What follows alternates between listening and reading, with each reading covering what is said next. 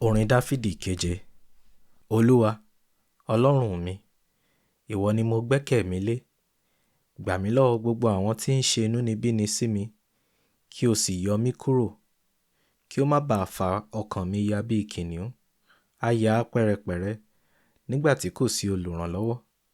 Olúwa, Ọlọ́run mi, bí mo bá ṣe èyí, bí ẹ̀ṣẹ̀ bá ń bẹ lé ọwọ́ mi, bí mo bá fi ibi san fún ẹni tí tèmi tirẹ̀ wà lé àlàáfíà, nítòótọ́ ẹni tí ń ṣe ọ̀tá mi ilé àìnídìí, èmi tilẹ̀ gbà á là. Jẹ́ kí ọ̀tá kí ó ṣe inúnibíni sí ọkàn mi, kí ó sì mú kí ó tẹ ẹ̀mí mi mọ́lẹ̀, kí ó sì fi ọlá mi lé inú ekuru. Dìde Olúwa, ní ìbínú rẹ, gbé ara rẹ sókè nítorí ìkannú àwọn ọ̀tá mi. Kí ìwọ kí ó sì jí fún mi sí ìdájọ́ tí ìwọ ti pa lé àṣẹ. Bẹ́ẹ̀ ni ìjọ àwọn ènìyàn yóò yọ̀ káàkiri. Ǹjẹ́ nítorí wọn ìwọ padà sí òkè? Olúwa yóò ṣe ìdájọ́ àwọn ènìyàn.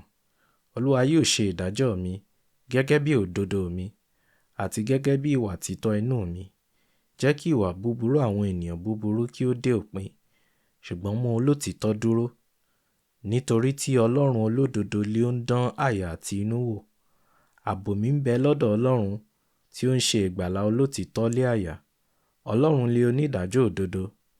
Ọlọ́run sì ń bínú sí ènìyàn búburú lójoojúmọ́.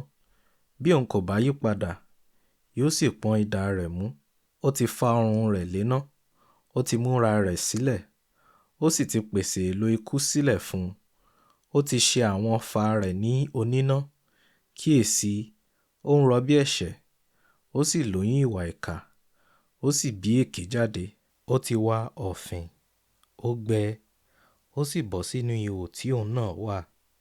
Ìwà ìkà rẹ̀ yóò sì padà sí orí ara rẹ̀, àti ìwà agbára rẹ̀ yóò sì sọ̀kalẹ̀ bọ́ sí àtàrí ara rẹ̀. Èmi ó yin Olúwa gẹ́gẹ́ bí òdodo rẹ̀, èmi ó sì kọrin ìyìn sí orúkọ Olúwa, ọ̀gá ògo jùlọ.